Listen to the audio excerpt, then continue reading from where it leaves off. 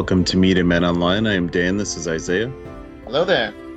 And spoilers ahead for Sisu 2023.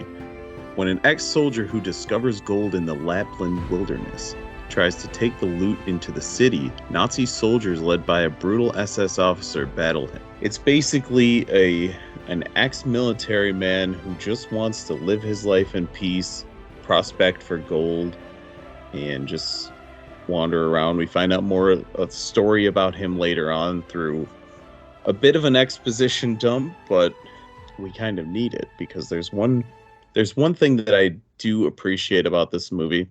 There's a lot of things, but the main thing is the main character has no dialogue up until about the final 15 seconds of the movie. Any information we find out about his backstory, it's all led by other characters.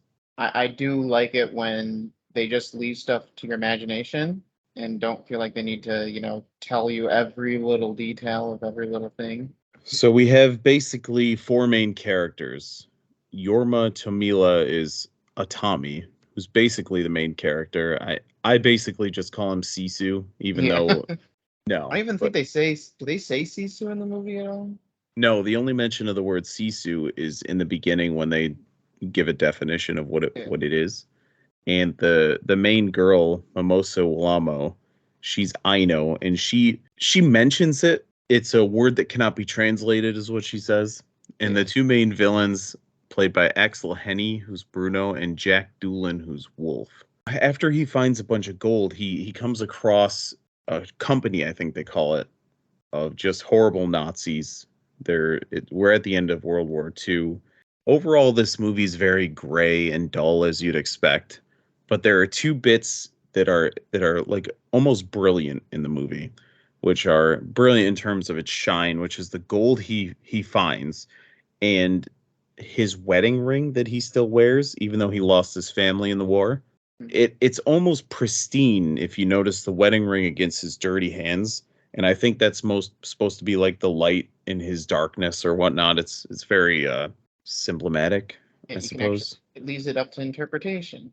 So it's John Wick-esque in the fact that he's just a revenge monster. It is not like John Wick in the fact that the dog doesn't die. Spoilers for that. Thankfully, the dog is shot at multiple times, the poor thing, and has a stick of dynamite strapped to it. But the dog Nazis know not to go that far. Yeah. Like, I think there's zero dialogue for like the first 15 to 20 minutes of the movie. Outside like that opening narration. Watching this guy go through his thing, and they make it clear, like, because I think they do it from the onset, very Quentin Tarantino-esque with the chapters. Mm-hmm. I'll get more into that later, but I felt like they were unnecessary. Like with Quentin Tarantino, I think he only ever uses it 3 to break up his huge acts. Whereas this movie's only an hour and a half long, and it has like 6 of them? 6 chapters, yeah. Yeah. So it's like you're getting a chapter every like 10, 15 minutes, and it's like at that point it felt unnecessary. But it didn't hurt the movie. Totally agree. It doesn't take you out of it, and the chapter thing, it'll just show a wide shot of like an open area, hit you with the big chapter in bold letters, and then we're right back into it. Yeah, and I did appreciate how good of an actor this guy was, Yorma Tomila.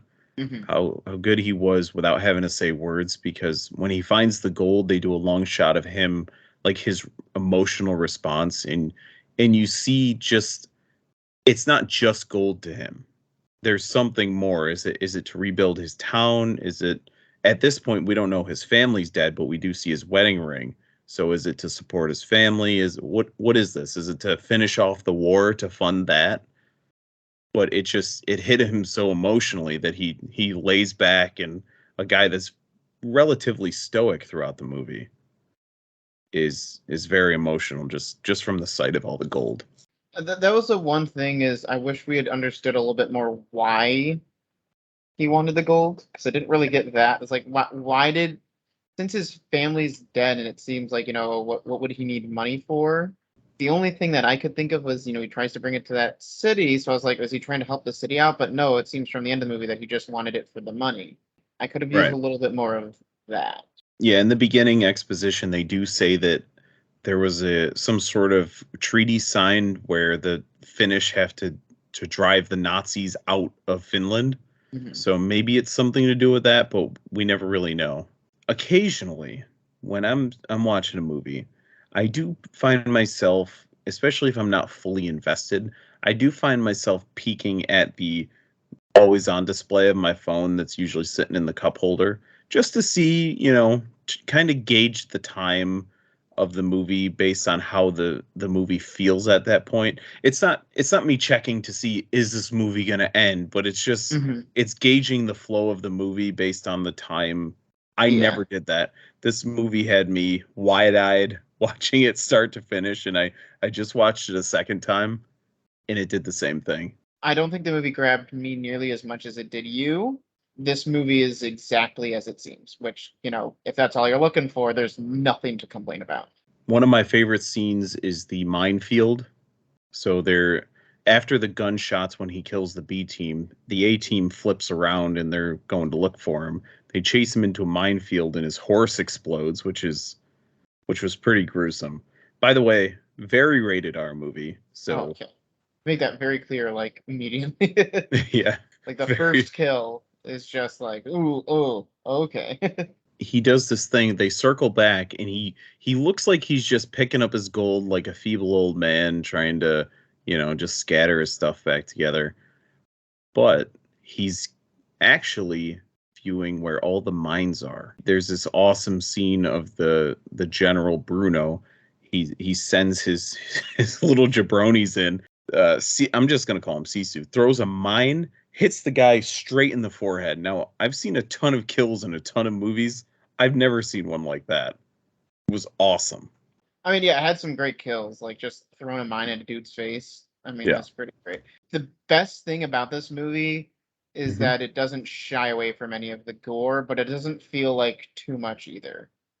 Like, Correct. It doesn't feel like a blood fest. It feels like, when people blow up or something, it's like the appropriate amount of guts and gore and stuff. But it doesn't, like, show him throwing a mine in somebody's face and then it cuts away and you see an explosion of dust. It's like, no, it throws the mine in his face, dude's body explodes, but it's not like, a fountain of blood all of a sudden. Right. It's not really Renfield. liked that. It felt, it's not Renfield, which appropriate for that movie. This movie, though, I really appreciated where it's just like, okay, you could have gone really over the top with the gore, but it somehow, the best compliment I can say to this movie, it perfectly threads that line between too much and not enough. I never felt like it was going overboard, and I never felt like it was shying away from anything. I'd be interested to see how much of it was practical versus CGI.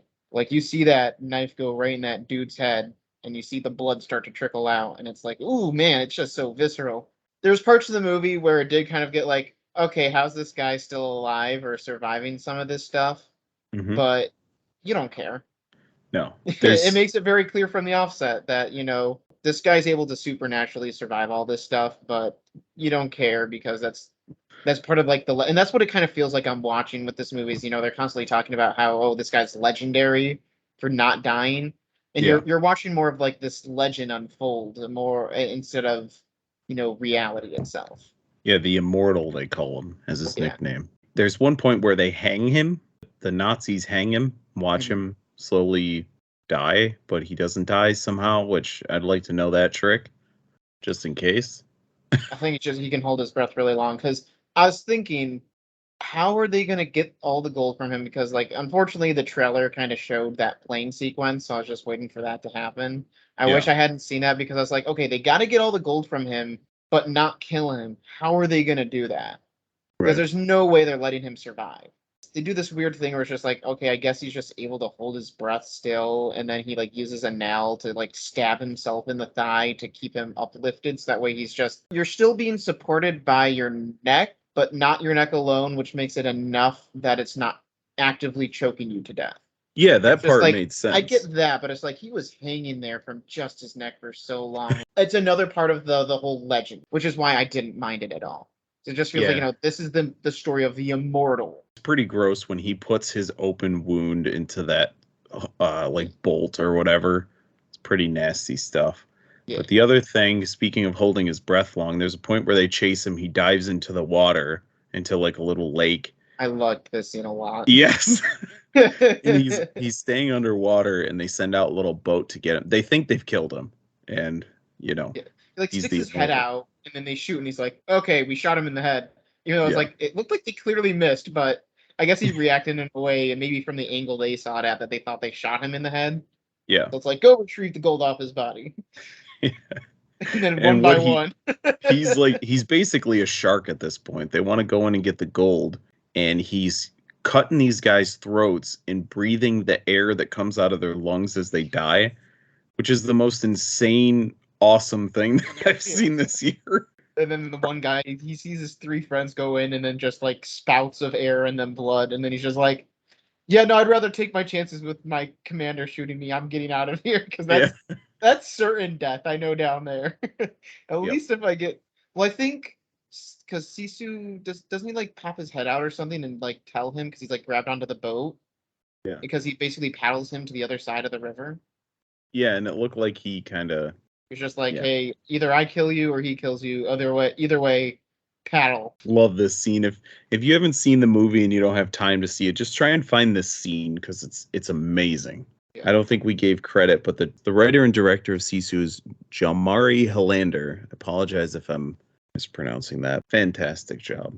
Yeah, the part of the movie that I thought did not work well was everything that had to do with this like female character.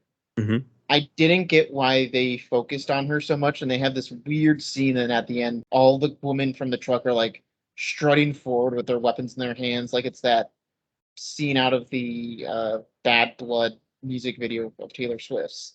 I I was like, this is feels so weird and out of place.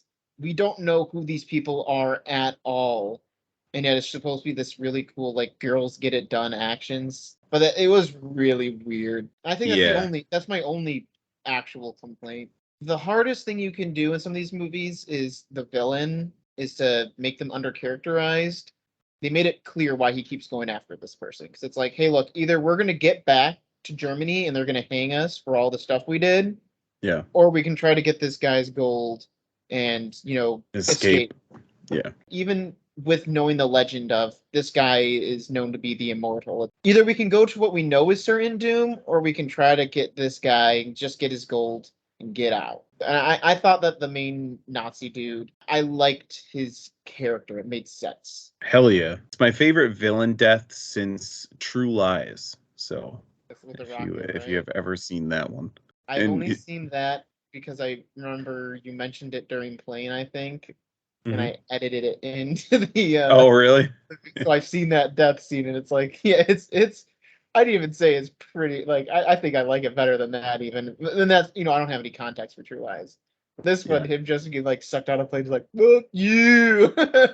Oh yeah, I like this one better than the True Oh, you Lies do? one, but Okay, yeah, the True Lies one is my favorite up until this point. yeah. So It was the great. last yeah, I felt like they did a good job throughout the movie of building the lore of this character in front of your eyes because you know nothing about him in the beginning. He doesn't talk to anyone, nothing. You get some exposition from the enemies and a couple other I think at one point the main girl, I know, she mentions his will to live. It's not that he's immortal, he just refuses to die, things like that. And by the end of the movie, after Bruno, all of Bruno's clan, I guess, are dead, you can see the look when they're on the plane when Sisu gets up and looks at him like side-eyed. Just the fear in this man's eyes, who's probably never felt fear to this point. It's so cool. He does speak at the end when he drops the gold off. I don't know if it was a bank or what the deal was, but I think I would definitely give this movie an 8 out of 10. It knows exactly what it is. It executes on it pretty much perfectly. yeah, fair enough. So I give it a 9.2. This is my movie of the year so far. I loved every minute of this movie. I didn't mind the female section as much as you because in the beginning they show the guy who's just I guess raped one of the girls, and it's just like a mini side story for the second in command, just to get his comeuppance, and they kind of do that. Isaiah and I are doing a review of Blackberry coming up soon, and not to spoil my rating on that, but my top two movies of 2023 so far couldn't be more different. IMDb rating 7.0 out of 10 with 27,000 plus ratings, which is low. Step your game up, IMDb. And box office numbers. As of recording, which is May 30th, 2023, Sisu has made $7.2 million domestically, $2.7 million internationally, for a total of $10 million, with an opening weekend of $3.33 million. Let us know what you think about Sisu. Did you see it? Did you like it? Did you love it? Am I just way out of line? Give it a 9.2. Of course I'm not. Not at all. As always, thank you for watching. Share with a friend, like all that stuff. We appreciate it. And on that note, we'll catch you guys later.